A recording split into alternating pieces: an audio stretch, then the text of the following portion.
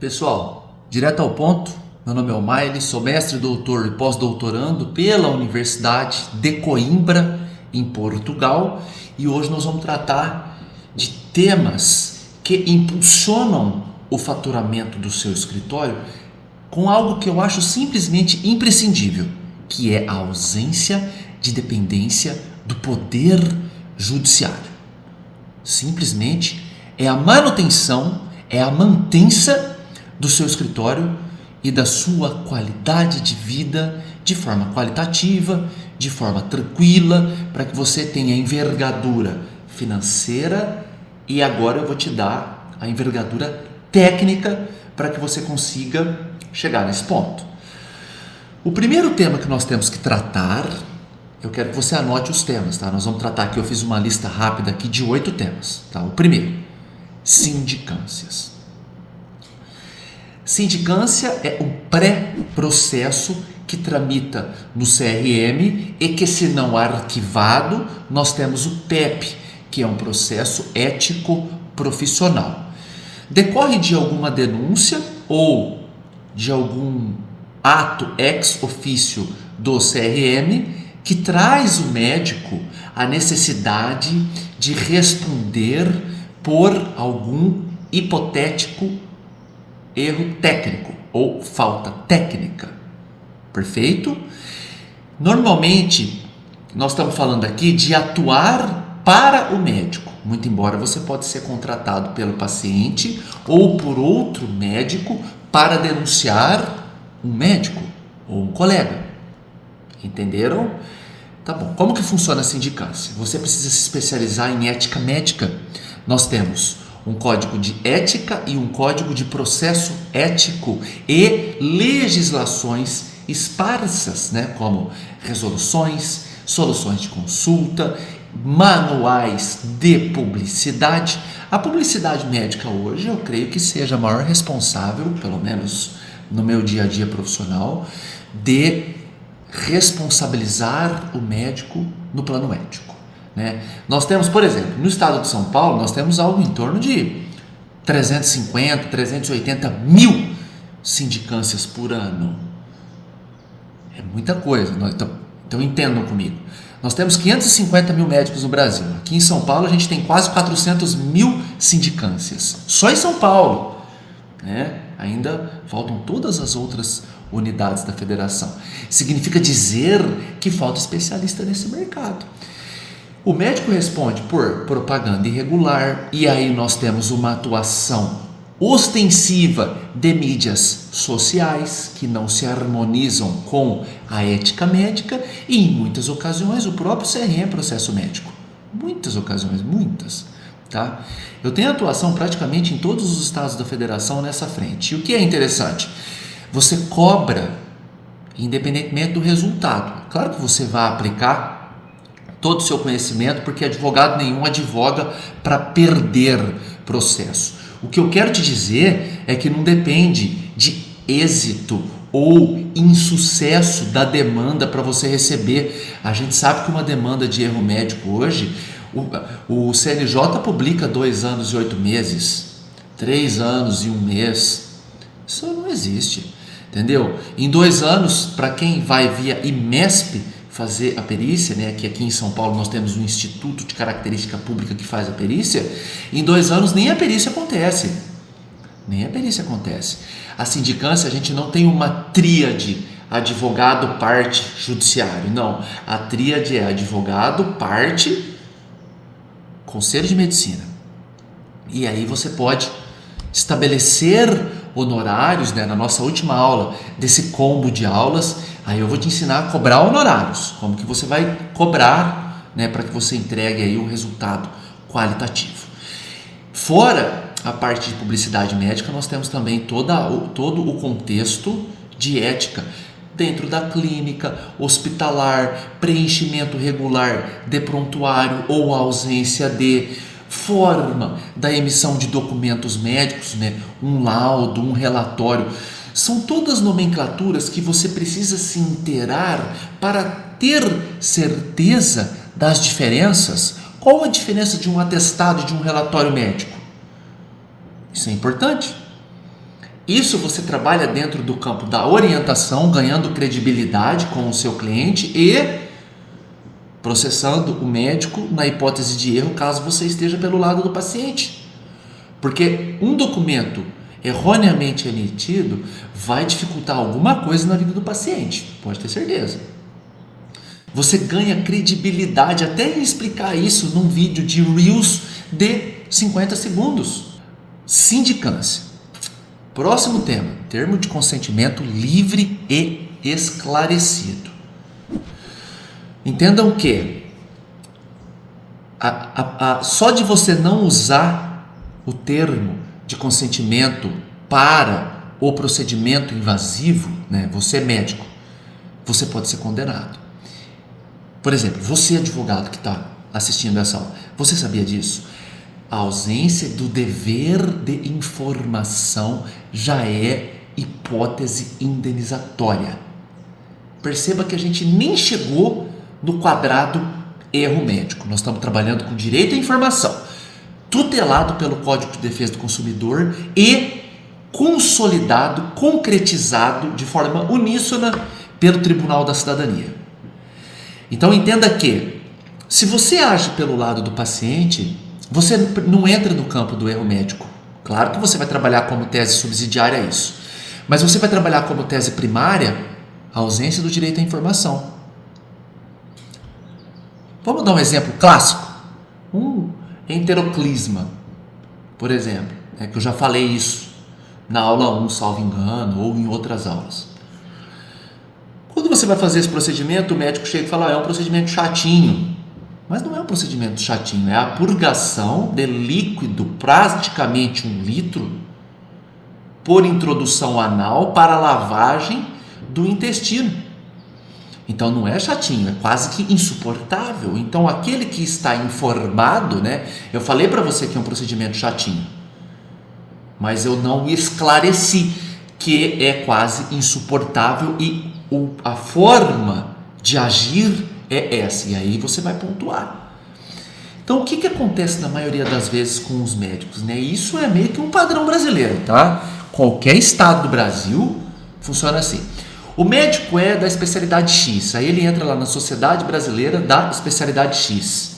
Aí ele baixa o termo de consentimento que foi feito no fim dos anos 90. É sério, eu já peguei termo de consentimento aqui que é anterior ao Código Civil atual, que já é de janeiro de 2003. Né? Nós fizemos aniversário de 20 anos do Código e já não faz pouco tempo. Então, nesse sentido, esse termo de consentimento serve para quê? Absolutamente nada. E aí você entra no site de uma clínica grande aí da sua cidade, notadamente as clínicas de estética.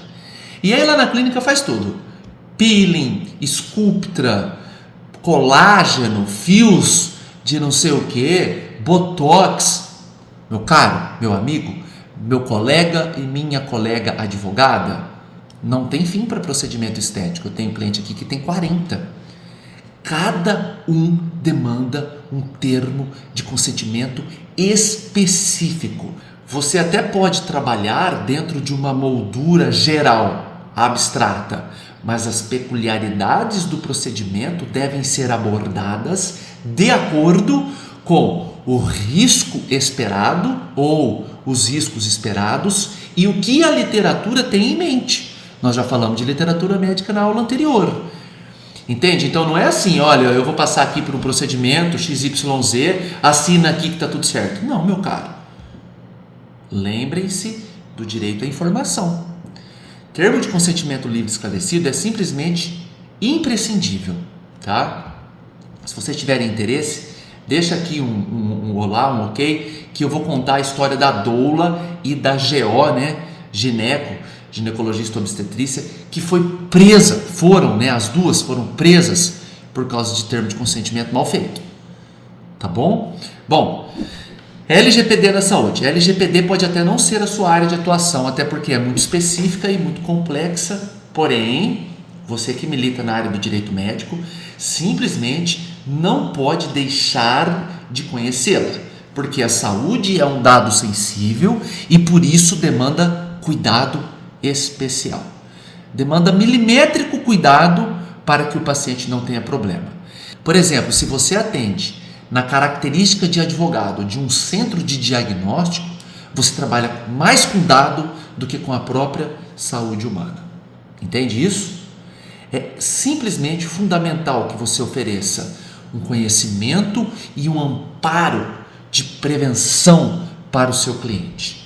De forma que política de privacidade, forma de acesso a cookies no site, quando o paciente, por exemplo, entra para pegar o resultado de determinado diagnóstico, forma de atendimento em aplicativos, responder e-mail, como o paciente se porta entregando o resultado ou até a clínica de determinados exames, tudo isso deve ser pautado na LGPD.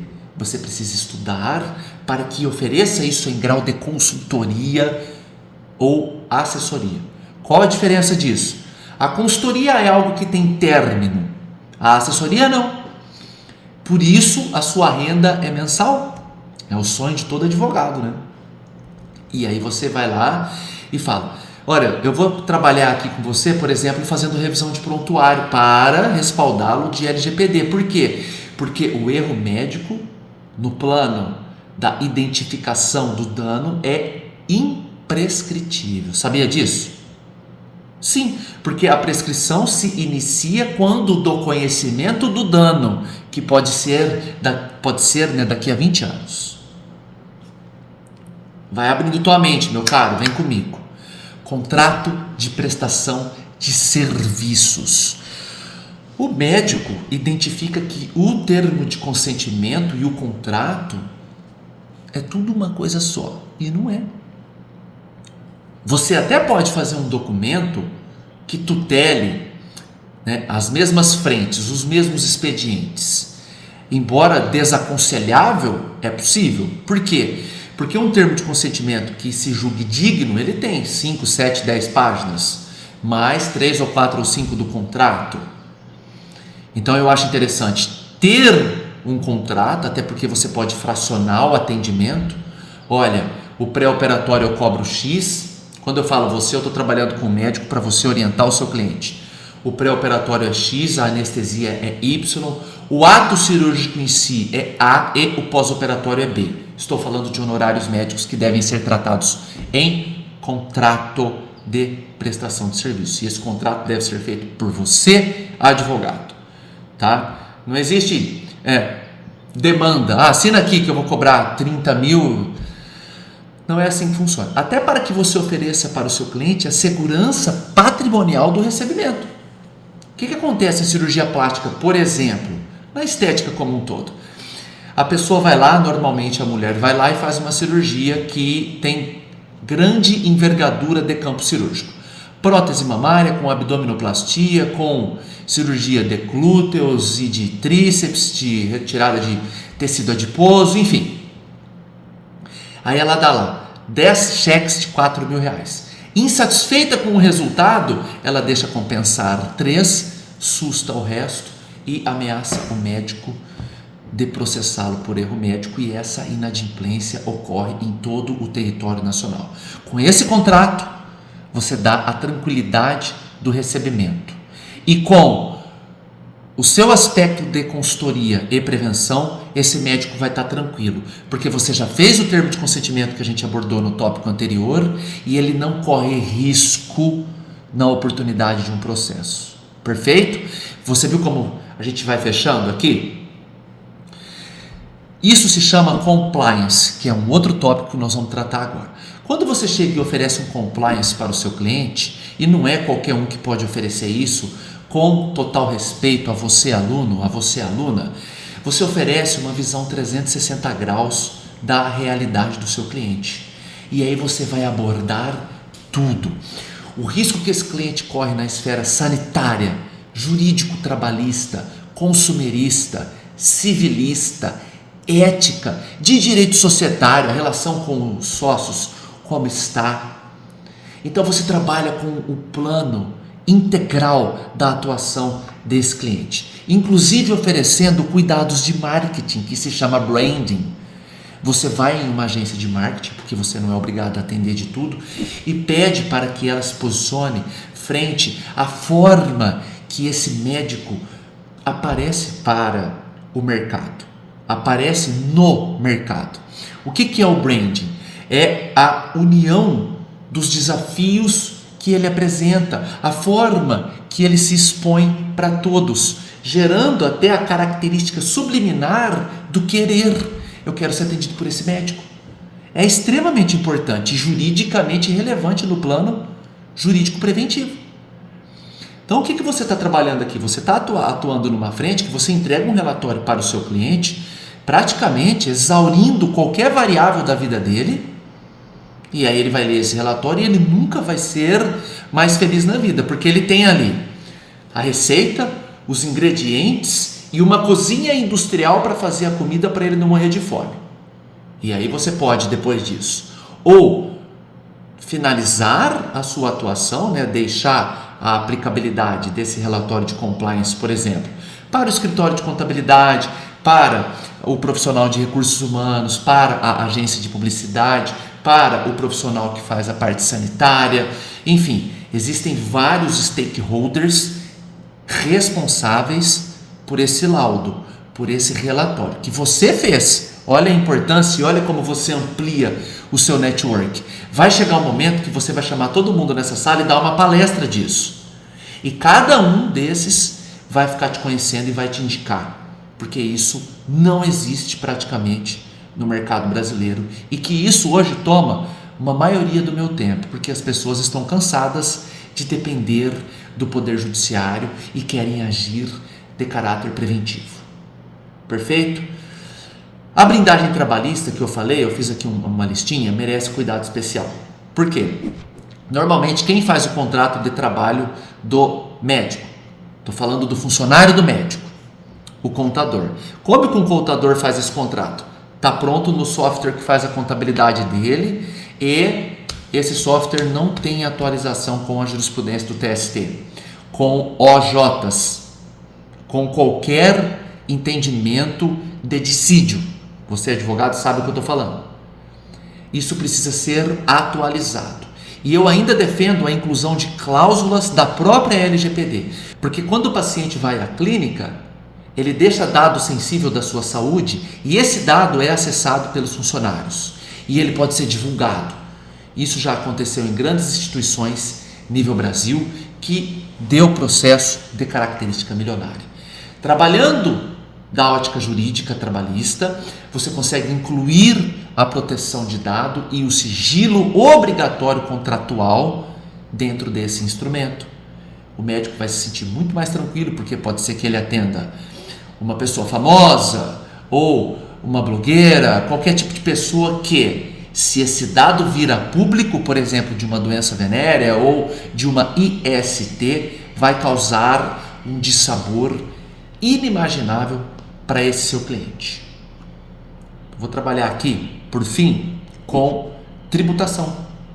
É óbvio que, se você não tem envergadura técnica para trabalhar nesse plano, você não se aventura, você não se arrisca, você procura na sua cidade um parceiro do mundo contábil que tenha interesse e especificidade do mercado médico para atuar da seguinte ordem: todo e qualquer profissional intelectual, inclusive nós advogados, tem a característica de trabalhar com o faturamento na física e na jurídica, focando um planejamento tributário híbrido que faz com que economizemos imposto, tanto da jurídica quanto da física. Eu falo do livro caixa. Exemplo, eu, para a condição de advogado, eu preciso de terno, gravata, sapato, e isso eu consigo deduzir, significa subtrair do meu imposto de renda da pessoa física. E aí você vai procurar um contabilista que sabe trabalhar nessa frente e reduzir a emissão de nota da pessoa jurídica, emitindo recibo na pessoa física e matando esse faturamento com esse tipo de despesa característica da profissão do médico. Exemplo, salário de secretária, energia da clínica, material de limpeza, material de escritório, roupas características da profissão, instrumentos e insumos característicos da profissão e da especialidade. Por exemplo, o oftalmo precisa comprar lente intraocular, o plástico precisa comprar prótese de silicone, o GO precisa comprar espéculo, e cada especialidade tem a sua peculiaridade. E nesse sentido, tudo isso que se adquire é dedutível da base de cálculo do imposto de renda do médico. Percebam que nós trabalhamos com sindicância, termo de consentimento, contrato de prestação de serviço, LGPD, branding, compliance, blindagem trabalhista e livro caixa. 8 frentes que não dependem do poder judiciário para que você comece a rechear o seu faturamento. Tem muita coisa pela frente, mas a gente se fala em outra oportunidade e a gente se encontra na próxima aula. Um abraço!